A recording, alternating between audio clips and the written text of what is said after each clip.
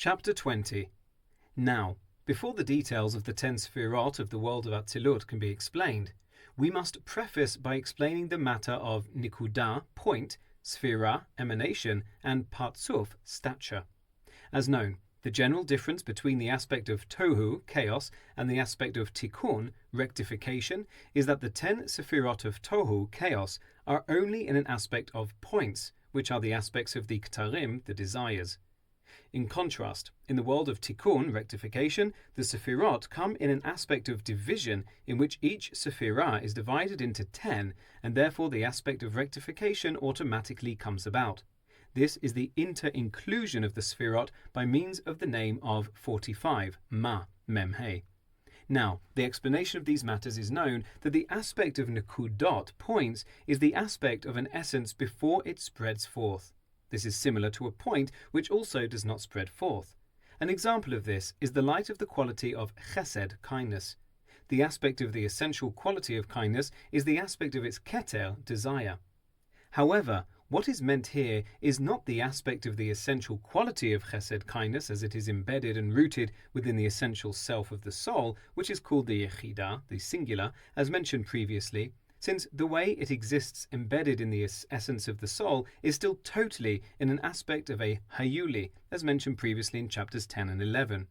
Rather, what is meant here is in regard to the aspect of the revelation of the desire for a particular act of kindness as it becomes revealed from its concealment in the essential hayuli of kindness. Now, even this revealed desire has not yet spread forth from its essential state. Rather, it exists as it is, beyond reason whatsoever for this desire, such as the reason for why he desires to reveal kindness, etc. Certainly, as of yet, there are no divisions into the various different ways that this kindness may be expressed. Even though his intellect leans specifically to chesed, kindness, nonetheless it is not divided into different ways of how the kindness will come out. This is because, although the aspect of intellect which leans essentially towards kindness and merit is the aspect of the chokhmah, the insight of the essential chesed, the kindness, nevertheless, it too is only an aspect of a nikuda, a point. Likewise, the aspect of the netzach, the conquest of this chesed, kindness, also comes in the way of a nikuda, point. We therefore find that though the aspect of the essential kindness which comes into revelation includes 10 Sefirot within it, i.e. desire, intellect and emotions, nonetheless there are no recognizable divisions within them. Rather, they are all included in an aspect of a single point. This is the aspect of akudim, bound, wherein the Sefirot were all bound up in a single vessel. It is because of this that the aspect of the 10 Sefirot of Tohu, chaos, cannot unite or become inter-included with one another. Rather, they are disjointed points, one beneath the other, as stated, he reigned and he died, etc. An example of this is an essential desire for kindness which comes into revelation. Although it includes intellect, etc., nonetheless it cannot join with an essential desire which is its opposite, such as an essential desire that comes in an aspect of judgment. This is the case even though it too includes intellect, albeit one which essentially leans towards judgment. This is because they do not have a vessel within which two essential opposites, such as these, can become inter-included. We can tangibly observe that a person whose intellect essentially leans towards kindness cannot in any way tolerate his opponent, who is a person whose intellect essentially leans towards judgment.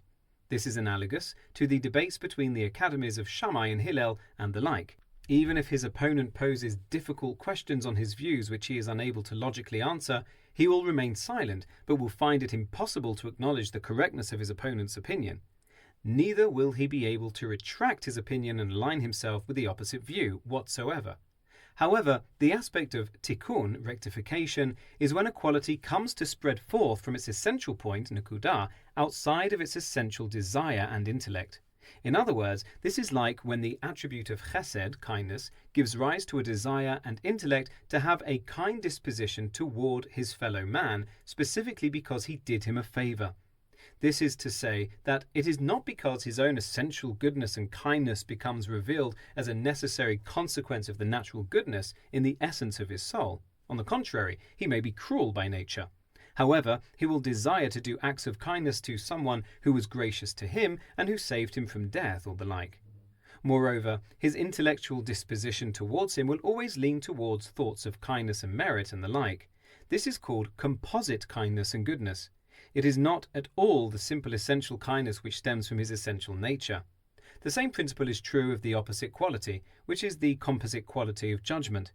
Towards his enemy who has done him much harm, his desire and intellect will lean towards judging him as being guilty, even though he himself may be a kind and merciful person in his essential nature.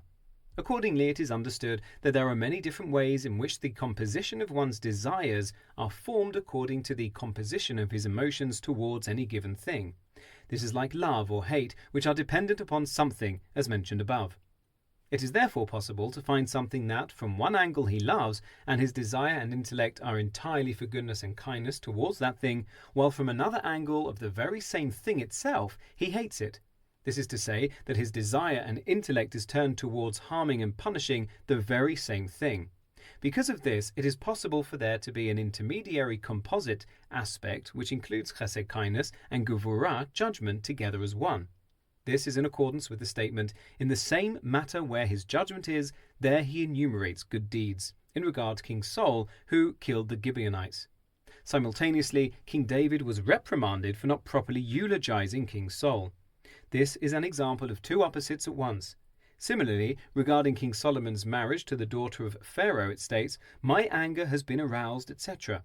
However, Song of Songs was said in reference to Hashem's joy over the building of the Holy Temple, as stated, "on the day of the joy of his heart." This is an example of joy and anger, one thing and its opposite as one. Similarly, regarding the flood, it states, "I will not again curse the ground any more for man's sake, for the impulse of man's heart is evil from his youth." However, previously it was stated, "And Hashem saw that the wickedness of man was great in the earth, and that all the impulse of the thoughts of his heart was only evil continually. And Hashem repented for having made man on earth," etc.